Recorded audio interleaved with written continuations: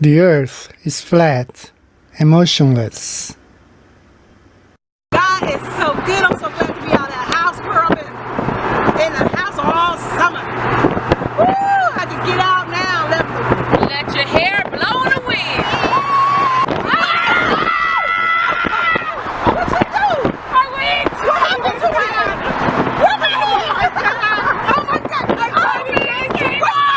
We gotta go back and get my hair. Get your wig right back on. I thought I had it all tired. The wig just came off. Oh, heck no. I just licked my eye. I licked up in her hair. I want my hair. Right now. Can we go back and get my hair? I'm like, that is probably roadkill. My dear friends, since we were very young, we have been educated in the public schools into the belief that the earth spins on its axis just as we see this globe here spinning. And yet, none of us have ever felt anything. As we just saw these ladies, and they were driving on a convertible car, and one of them lost her wing because she was moving forward and the wind blowing over her had made her wig fly away. So she lost her wig due to the speed which she was moving forward. So we are supposed to be spinning not just around the axis of the earth, but around the sun and across the galaxy, as this person here explains. That the surface of the earth is rotating around the center at about 1,700 kilometers per hour at the equator. Earth is also moving around the sun at around 30 kilometers per second. The entire solar system moves around the galactic center at 20 kilometers per second, and the Milky Way galaxy is moving through the universe at about 230 kilometers a second. So I constantly get messages like this by people trying to tell me how the earth is moving and we don't feel. Look at what this person says. Imagine that you are in a car that's moving 100 miles an hour. You are inside the car and you light a cigarette. The smoke will rise straight upwards. You can go as fast as you can, but inside the car, the smoke will always rise upwards. It's the same thing with the planet. The earth moves, but the atmosphere moves with it. So this person is trying to tell me that we don't feel anything because the atmosphere is moving along the rotation of the earth. They constantly fail to explain how is this atmosphere contained within around the earth, because they normally give me examples of, for example, the cigarette is being contained inside the car. You have the windshield, you have the side windows and the roof of the car, so you are contained inside the car. But what's contained in this atmosphere? We normally see rockets going, they say going to space and coming back, going out and in. And what's the barrier contained in this atmosphere here? Imagine you are sitting in a moving train. You toss a ball into the air and catch it. As we see here, she's giving an example of a person inside a bus throwing this ball up and the ball falling down in his hand. But again, the bus you have here, it's the person is contained inside this bus where you have a metal roof, thick glass windows, you have the windshield here. So this person is contained inside this bus, and everything being contained, so it doesn't really affect if the ball goes up or down. But as we saw, again, let's look at the example of the lady and the wig. God is so good. I'm so glad to be out of the house, girl. In the house all summer. Woo! I can get out now. Let your hair blow in the wind. What you do? My wig. What happened to it? What happened? Oh my God. We gotta go back and get my hair. Get your wig right back on. I thought I had it all tired. The wig just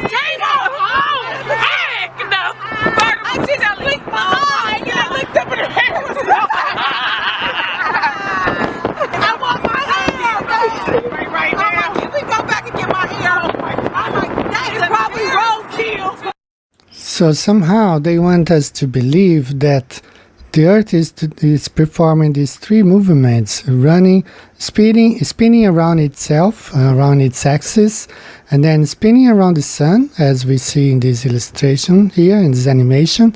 At the same time, when the sun is shooting through the universe, all three movements at the same time, millions of miles per hour, and we don't feel anything. And the lady is just driving the car down the road and loses her wig, and they want us to believe that we don't feel anything because somehow the atmosphere is velcroed to the air is velcroed to the Earth. They don't explain how it's done, but again, going back to the bus, they showed us like someone tossing the ball up and down, but remembering that the bus is somehow pretty much sealed. You have the roof of the bus, you have, the side, the front windshield, the front glass and the side. So you can do many things inside the bus, although you will still feel some movement.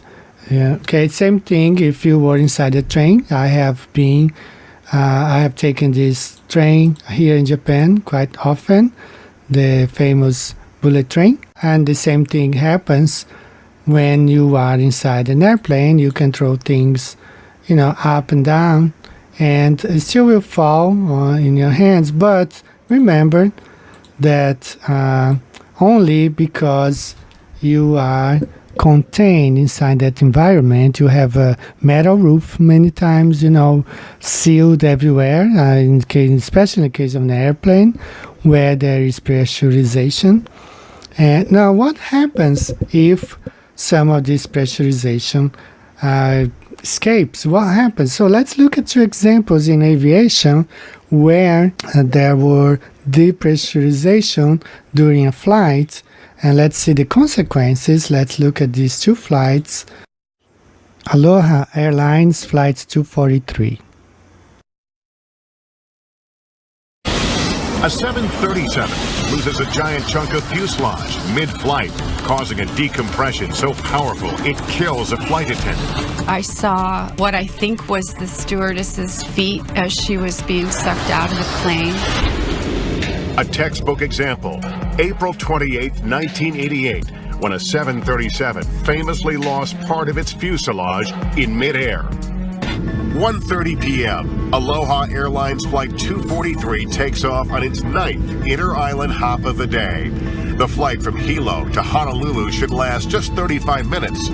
But this 19-year-old Boeing 737 has a major problem.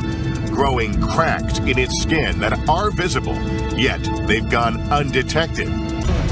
As the 737 climbs through 24,000 feet, the cabin pressurizes and the skin of the plane expands just as it's supposed to. But something else expands too, those cracks in the 737's fuselage. Suddenly, there's an explosive decompression. Its force is so powerful, a flight attendant is sucked out of the plane. An 18-foot section of the plane is gone. Passengers sitting nearby can see the sky above and the ocean below. All that's holding the 737 together, and just barely, are the floor beams and the plane's belly structure. Hello, 243, can you give me your tolls on board and your fuel on board? 86.5 kilometers. Roger, how many do you think are injured? We have no idea. We can stay with our flight attendants. Okay, we'll have ambulance on the way. Miraculously, the pilots managed to safely land the plane. It doesn't seem to make any difference how many times we've seen it today. It is still amazing. An airliner with its fuselage ripped away in midair, and all but one aboard survived. It happened over Hawaii. Now, this is what happened when Aloha Airlines Flight 243 lost part of its fuselage.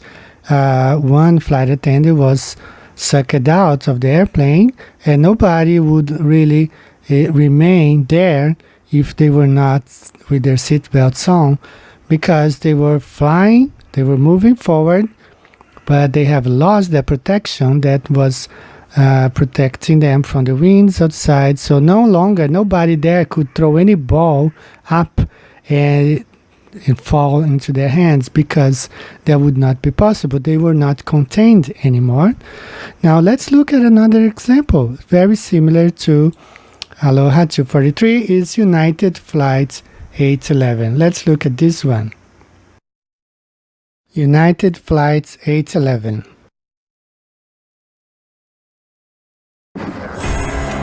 A 747 is flying over the Pacific when suddenly a cargo door explodes open, sucking 9 passengers out of the plane.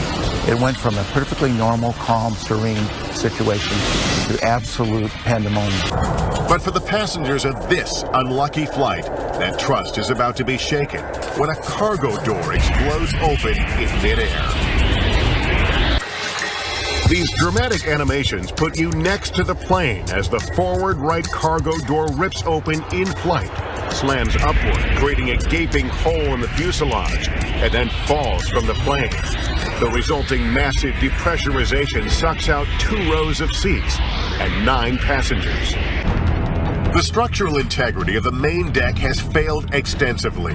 There's a 10 by 15 foot hole in the fuselage, and debris has been sucked into both engines on that side. The inboard number 3 engine is pulsing fire. Number 4 is also failing. The pilot begins a rapid descent to an altitude where passengers can breathe normally. Then, out of nowhere, there's a sudden glimmer of hope. I remember seeing a number of the passengers on the right side pointing to the windows. And if you looked out the window, you could see there were lights. There were the lights of Honolulu, there were lights of Hawaii, and we could see land. After 20 nerve-wracking minutes, United Flight 811 touches down in Honolulu. A cheer, like a roller coaster ride, and hands were thrown up above their heads as everybody exclaimed their joy that the airplane had touched down. This photograph was taken during the evacuation. 346 surviving passengers and crew get off the plane within 1 minute. And people say, how in the world could everybody get off that quick? And I tell them we had a very highly motivated group of people. A grinding noise woke me up. There was a bang and a flash. I looked up. The whole right-hand side of the business compartment had gone. The sound of the explosion, the feeling of the explosion, and the violence of the explosion is awesome. And I hope none of you have to go through it. It's a tragedy for the families of the 9 passengers who don't survive, and a trauma for the rest. But at least it's over.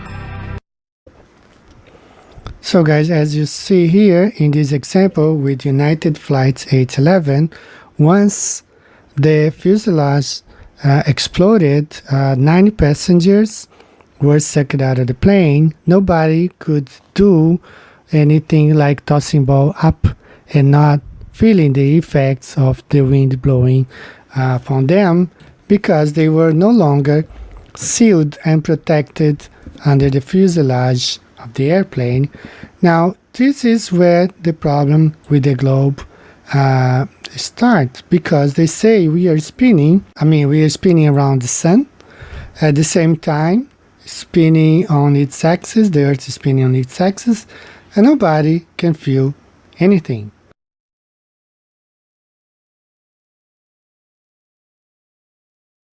Let's look at this, like 1st grade geography, you see the globe there on the cover.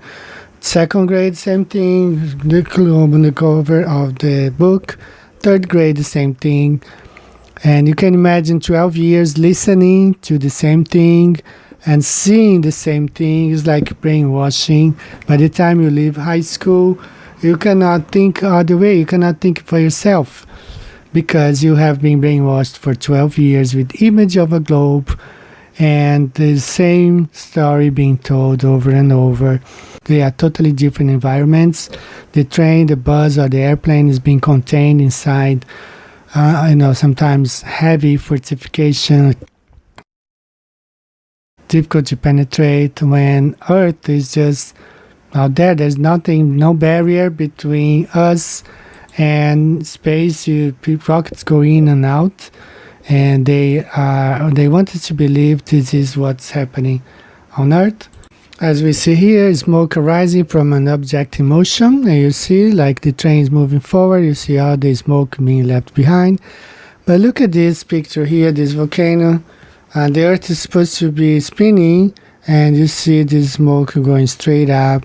Nothing like shows that the Earth is spinning at all. The Earth is flat and stationary. Another image, another video of a train.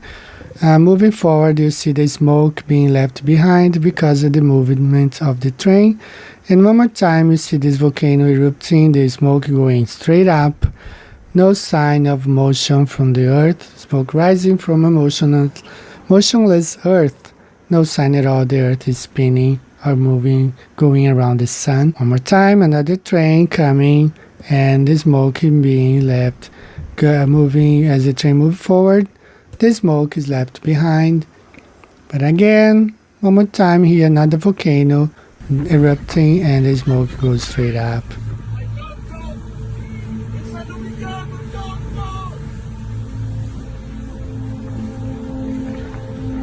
On Earth is not moving, that's why the smoke is rising up straight.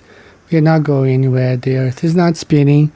It's not going around the sun. It's not chasing the sun.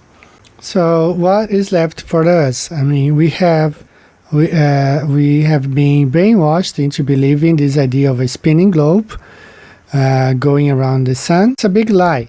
Now, sometimes people say, well, why are you mixing religion? Because a lot of people are doing this. They are lying, and they know they are lying. Now, what's the reason of the lie? Why are they lying? When the Bible says that the devil is the father of lies, and there is no truth in him, and those who lie are his children.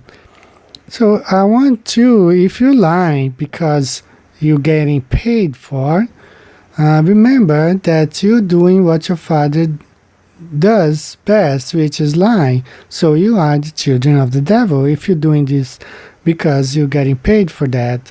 Now, if you have been deceived in the past, there's still time for you to open your eyes and understand that we live on a flat and stationary Earth.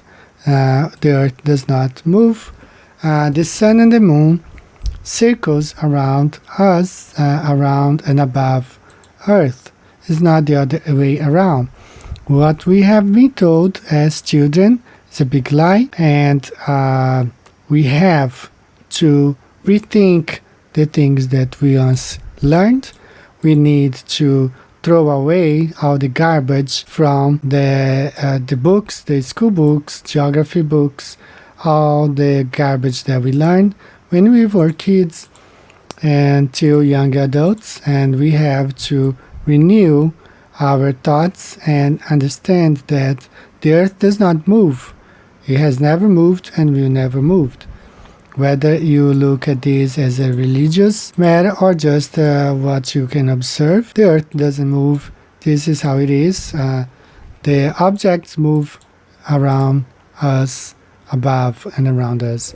The Earth is stationary. I do hope you guys can open your eyes and understand that we live on a flat, stationary Earth, that we never moved and we will never will, no matter how many people are telling you that the Earth is spinning.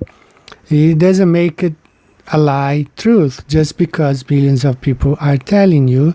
Some of them have been paid to do it. Some of them are, teachers and college professors. They make good salary, $40,000 a year, $55,000, $75,000 a year. They have been telling this for a long time. They have been brainwashed themselves. Some of them may have figured these things out already, but they are still blind, or they won't change their mind. They see no point in doing so because they're probably going to lose their jobs or something. But the reality is the Earth does not move, has never moved, and will never move. We live on a flat, stationary Earth, and just as it is described in the book of Genesis. Okay guys, this is all for today. God bless you. And ladies, please don't lose your wigs due to the spin of the earth and due to the rotation of the earth around the sun. Hold on to that. Don't lose your wigs. God bless you. Bye bye.